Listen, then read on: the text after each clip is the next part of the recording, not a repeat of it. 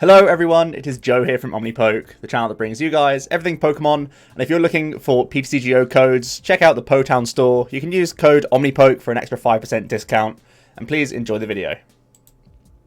So here we are. Today's video is going to be all about my final list dump before Worlds. We're a week away and I actually fly out on Tuesday, so my testing's pretty much done until I get on out there and have some IRL games and whatnot. But I still have a shortlist. I'm not narrowed down to just one deck. I think I'm looking at 2 decks specifically right now. But I'm going to be giving you a rundown of pretty much the best decks in the format right now and my final lists of them. So we've got Clowns here, we've got Greenzard, Darkbox, Mewtwo, all the Malamar builds, Pikarom, and I've also thrown in Whimsicott because it's just become a bit of a meme that's kind of stuck. And I've put a lot of time into that deck as well, to be fair. So I think I'll kick off with Pikarom, and I know it's not very exciting, but this is still my top pick right now. This is kind of my final version. I've trimmed away basically all the Pokemon, like the Dawnwings, the Rayquaza, and we're just playing 2-2 Pikarom, Choo-Choo, your main attackers, 2 Zeraora, 2 Dedenne, which is still on the low side. A number of people play 3 copies, 1 Zapdos, which is also kind of on the lower side, and 1 Tapu Koko Prism Star. So the Pokemon is as streamlined as possible. Try to thin it out, and as much as I enjoyed the Rayquaza, I only play 1 Cherish Ball now, so you would end up having to com for the Rayquaza anyway, and if you're already playing Koko Prism, you would always take that target instead. So outside of prizing issues, I've gone away from Rayquaza to buy myself more space. You'll see that I have squeezed in 2 Super Scoop Ups. Now, 2 Scoop Ups may sound super greedy. I've seen many lists play like as high as 4. Usually 3 is where I see Pikaroms, if they are playing Scoop Up. But essentially, in my testing, Scoop Up's mainly in here for Malamar matchups, and in my experience, 1 Heads Flip should win you the Malamar matchup if you're up against Psychic Mally at the very least, which is like the Spell Tag Shenanigan build. So I'm playing 2 copies to try and give myself 1 Heads Flip in those situations to really give myself a strong win condition against those decks, kind of seeing it as a 2 tech card space rather than committing my deck fully to 4 counts of Scoop Up, where then you're trying to use them as like consistency cards to pick up the Dennes and whatnot. So right now, just 2 copies. I think it's okay because I really wanted to fit 2 Stamp back in the list. I had 3 Scoop Up for the longest time and just 1 Stamp, and you really do get stung if you have to Dead change away that 1 Stamp, or if you just don't have it at the right time. So I wanted to have that second reset Stamp in there to make sure that I can play on defense with this deck, because as good as it is aggressively, sometimes you don't start with the dream combinations, and sometimes your opponent can take a big knockout, maybe something like a Reshizard, and it's super important to reset stamp them and really put the ball back in their court to draw out of it, and the reset stamp's a really good card for that. So I think yeah, it's a good 2 count in the list right now. Everything else is pretty straightforward and standard. I've stuck to my usual support account for Volkner, for Cynthia, and 2 Lily. Gives me a reasonable number to have outs even if I can't use Dead Change. Also, we of course play Stadium Nav and 3 Stadiums as well as 4 Volkner, so we have 8 outs to get around Power Plant on the early turns. I think overall this is just a good consistent shell. The 2 Scoop Ups is the greed from me. I can definitely see there being more put in the list. But right now that's where I'm kind of focused. I'm kind of thinking, yeah, the Scoop Up helps out against Malamar, but you basically only need 1 flip to go your way. And in every other matchup, Scoop Up isn't like a bad card by any means. You can pick up things like the Dedenne in mirror match situations, or just in any deck, really, to draw yourself more cards, or you can just Scoop Up if there's anything trying to 2-shot you, maybe things like Dark Box if they're using Darkrai to set up snipe damage in the back. And when you have the 2 tag switch in the build, you can definitely just move energy off something heavily committed and then scoop them up if you get heads. So I think I like the 2 count. It does give this deck options, but not being super reliant on them, I think, is the best way to go in my book. I'm not super teched for mirror, and that's somewhat of a headache for me, because if you are going to Worlds, you have to expect to play mirrors, and really my list at the moment is trying to out consistency mirror, but that's not really much of a thing, right? Because you're basically playing the same core. So adding in a Mew, adding in other techs around that sort of vein could be pretty good for you. I also experimented with a list that played 3 Stadium Nav and added in 1 Power Plant ourselves to be cheeky against mirror match situations. That's very mirror teched. But having the 3 Stadium Nav gave you really insane odds of hitting that Thunder Mountain on 2 as well, so maybe something to explore there, but I don't think I'm making many more changes to the list that I'm looking at today, unless I think Mirror is going to be like 25% of the field, which I don't think it'll quite get to that kind of number because there's still a lot of hype for other decks. So yeah, that's kind of my peeker on for right now. We move on to Greenzard. This has kind of gone up in my estimation a little bit from the top 10 list, and it's getting a lot of hype. I know there's a lot of other streamers and stuff playing this deck right now, and a lot of people are backing it as one of the strongest decks in the format. I do think it's still obviously viable and powerful. I still don't think it's like the second best deck or the third even, but it's definitely going to be popular, and it's sort of gained a lot of traction.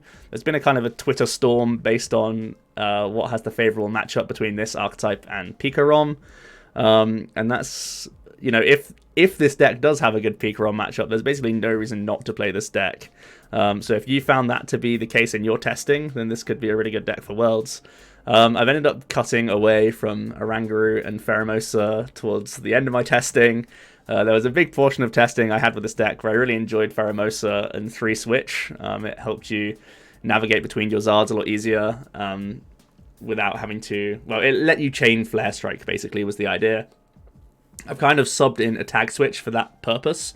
So you can use a fresh Reshizard, switch into that one, tag switch to that new one, and then weld to the new one. So it kind of replaces that with a tag switch, which is pretty cute. It also means you can just like drop Volcanions and tag switch onto them as well. So that's pretty reasonable. But it's basically the regular Pokemon build that we've seen at this point. We have squeezed in a handful of Acrobikes just to help out against opposing reset stamps. I think that's been something that this deck has suffered from before I was playing Bikes, so these do put in a reasonable shift. Shrine's obviously in here for the Pika-Rom, and not too much else is all that exciting. I'm just playing 1 Choice Helmet.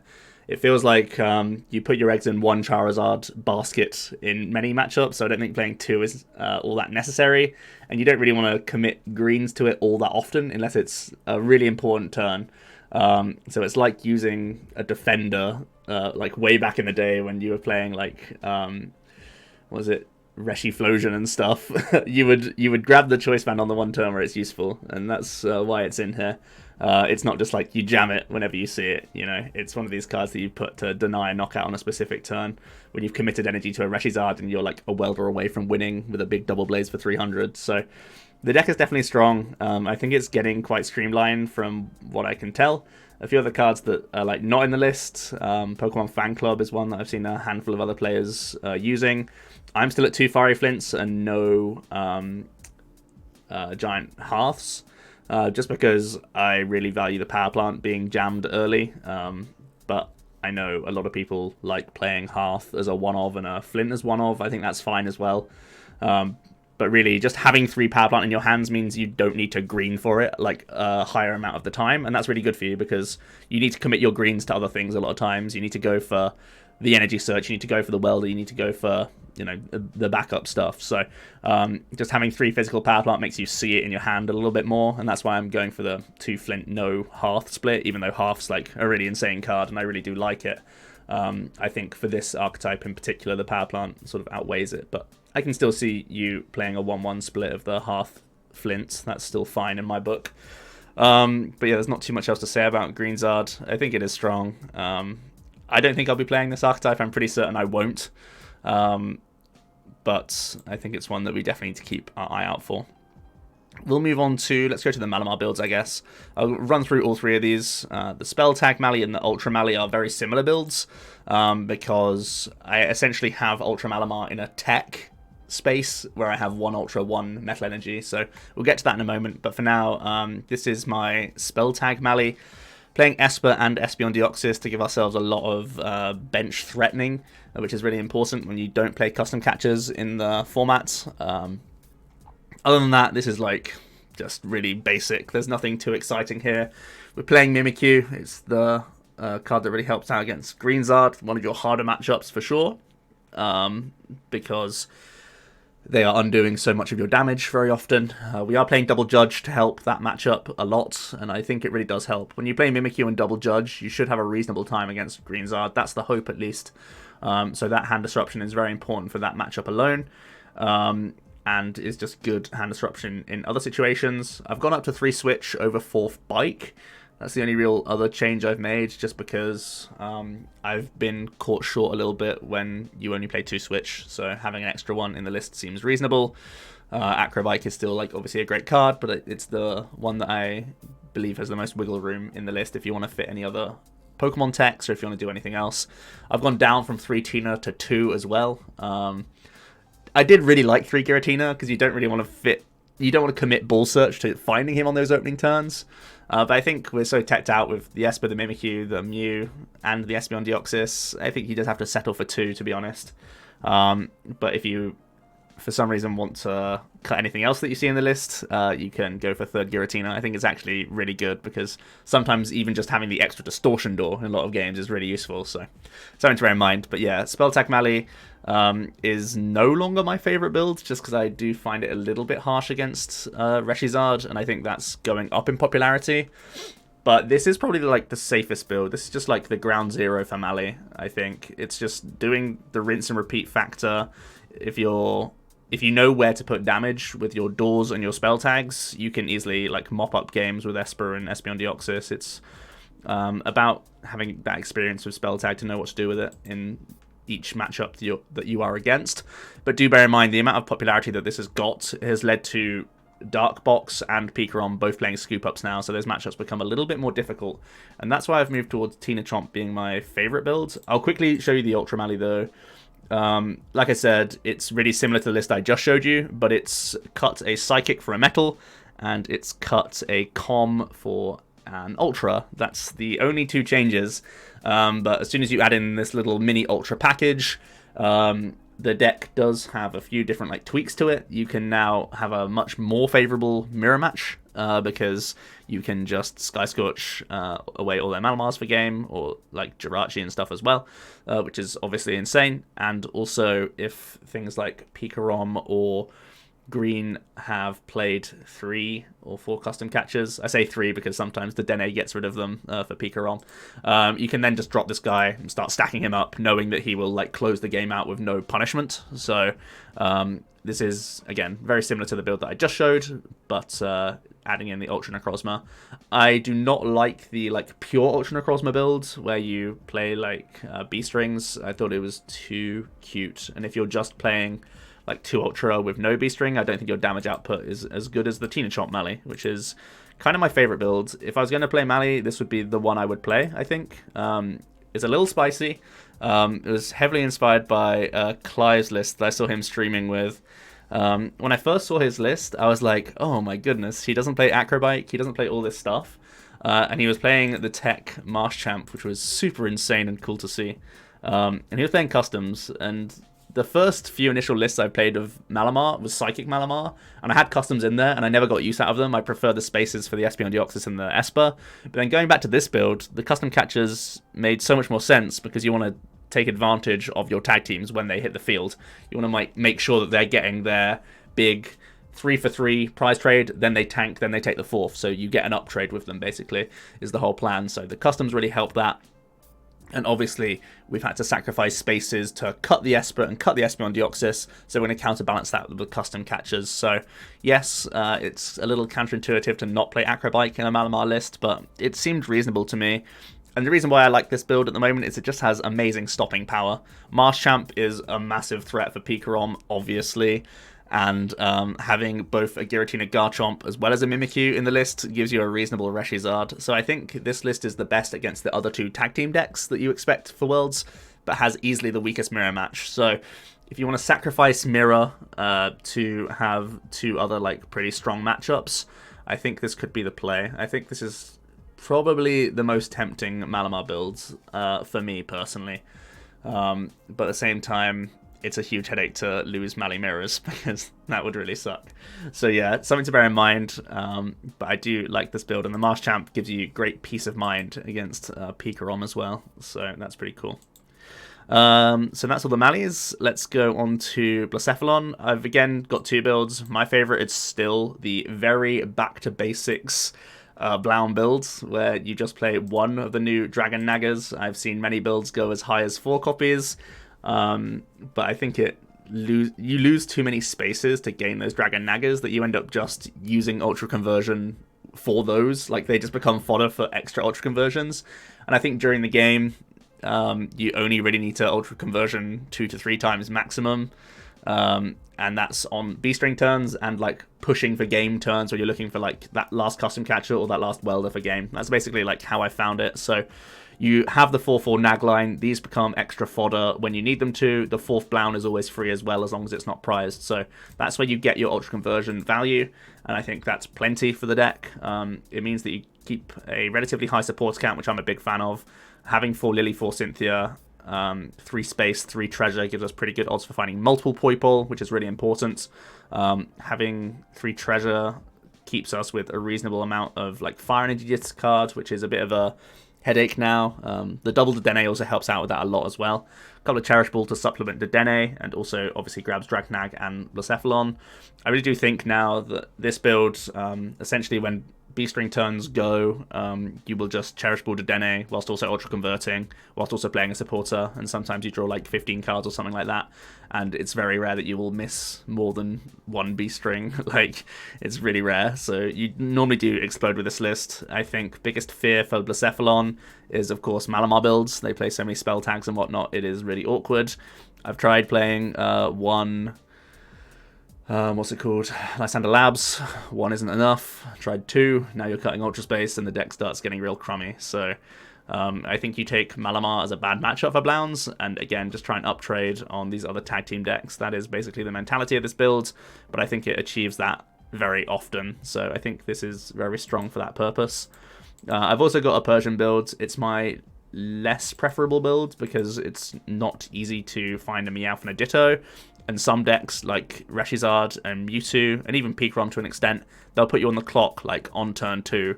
So if you miss Ditto Meowth on turn 2, you're so much weaker than the Dragon Naga build, because we only have 1 Dedenne, and if you can't Persian, you are in horrible shape. The benefits of Persian, however, is you get to squeeze in a Reset Stamp. I wouldn't ever play Reset Stamp in the Dragon Naga build.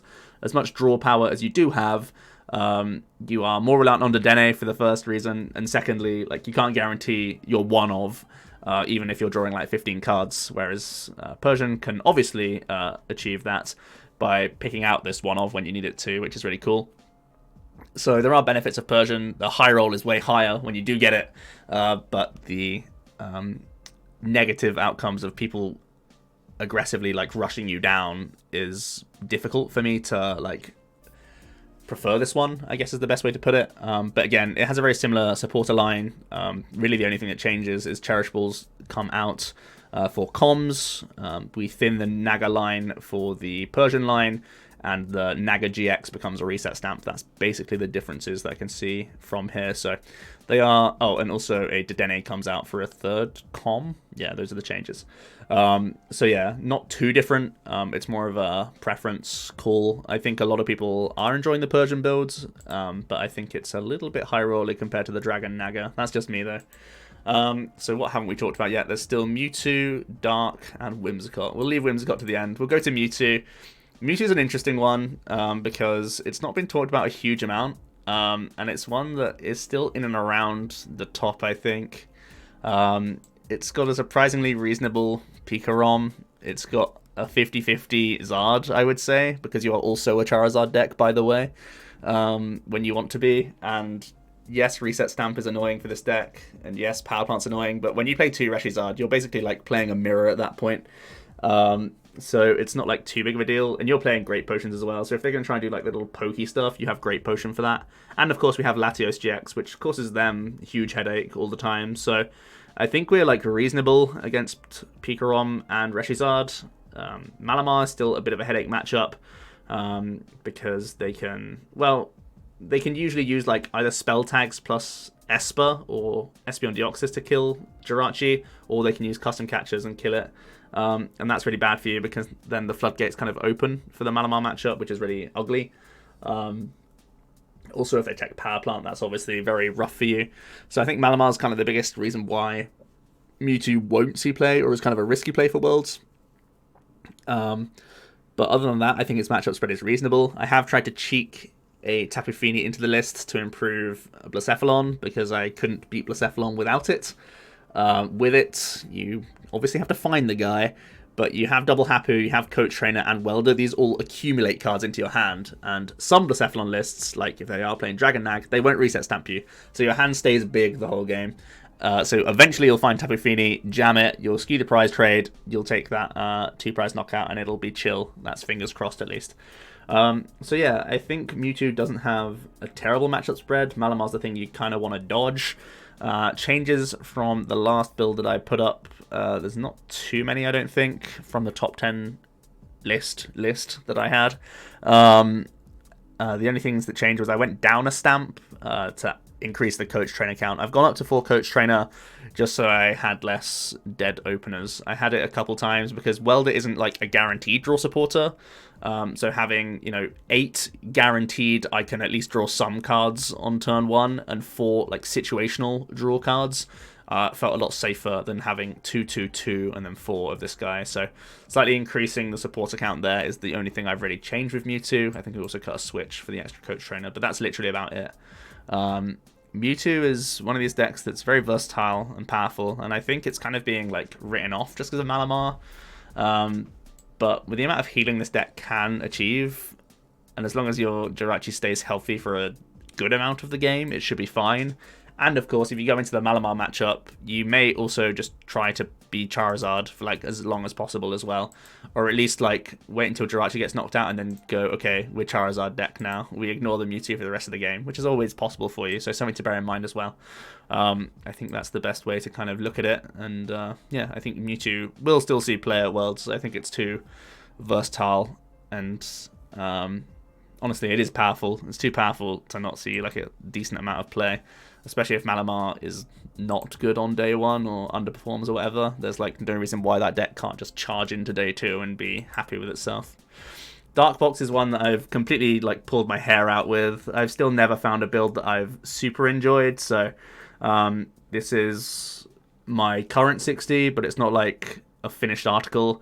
I basically wrote Dark Box off like a week ago after just having a lot of bricky hands. But this is like the best I could come up with and where I got to with the list, basically. I tried to cut out some of the GXs. You do get a bit worrisome about prizing stuff with only 1 Sabltar and only 2 Umbreon Darkrai. But it's a risk you have to take, I think, to squeeze in super scoop ups. You can't beat Malamar without scoop up. You don't even have that good of a Pikarom without super scoop up.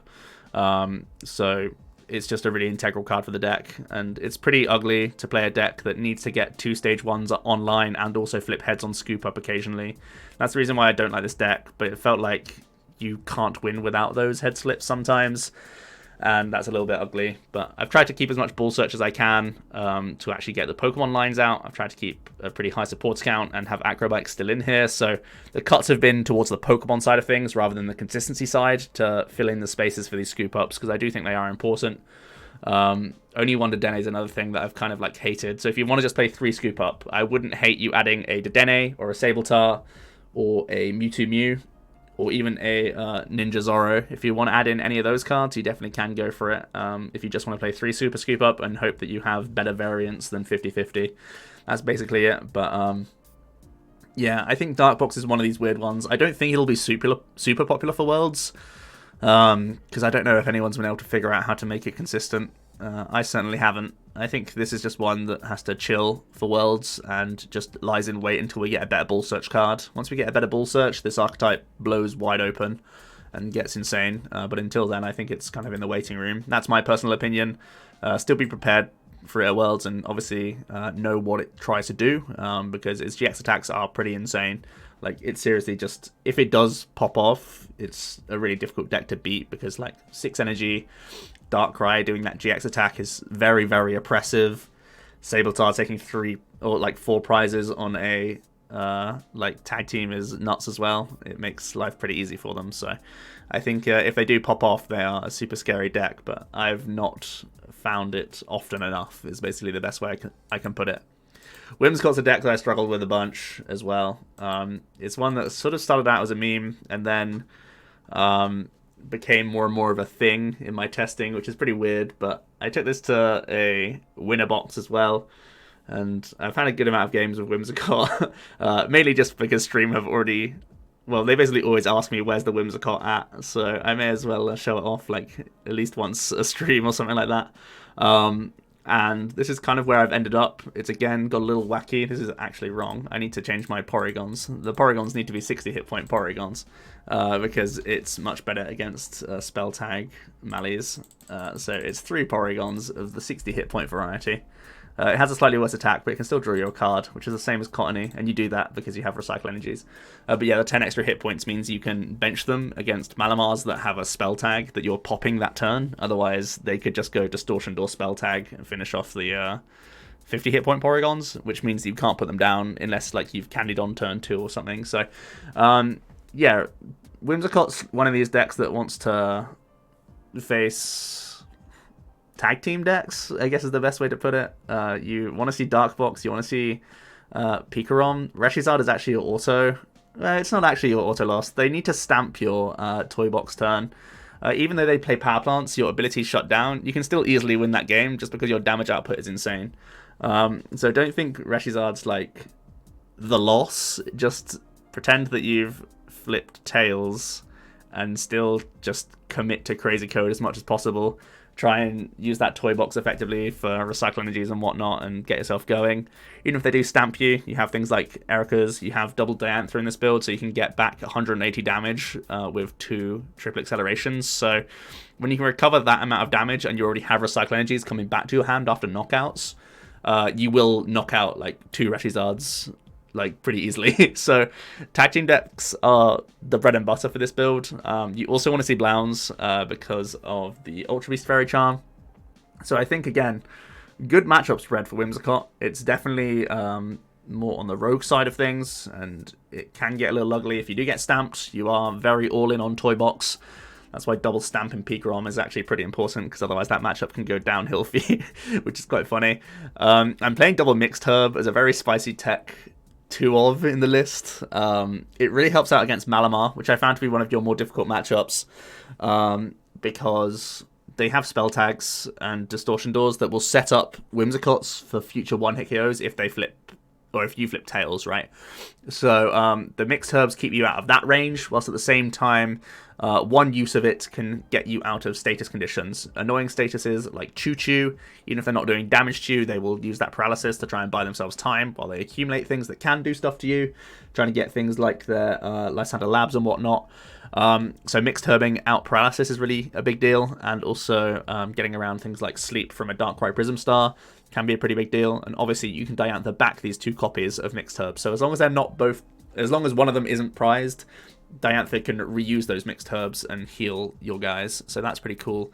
At some points I've had Tantalizer in here, at some points I've had Great Potion in here, but the mixed herbs cover both of those things. You just have to accumulate both of them, so something to bear in mind. I think they're reasonable though, and I could even see a wild card of a 3rd mixed herb coming into this list, so you can get more heal procs, because when you heal that 90 it's super annoying for a lot of decks, so something to bear in mind. Whimsicott can face everything that isn't Malamar. And it's really weird. I've talked about Malamar as kind of like a gatekeeper to the format a lot in this video. It's really ugly for decks that don't play Scoop Up. It's really ugly for, what's it called?